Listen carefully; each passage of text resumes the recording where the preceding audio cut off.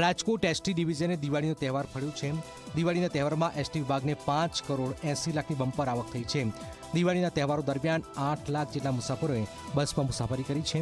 દિવાળીના તહેવારો દરમિયાન 100 જેટલી વધારાની બસો પણ દોડાવાઈ। વધારાની 15,000 ટ્રીપ હતી। સુરત, ભાવનગર, દ્વારકા, દાહોદ સહિતના રૂટ પર બસો દોડાવાઈ છે, જેના કારણે એસટી વિભાગને સારી આવક થઈ છે।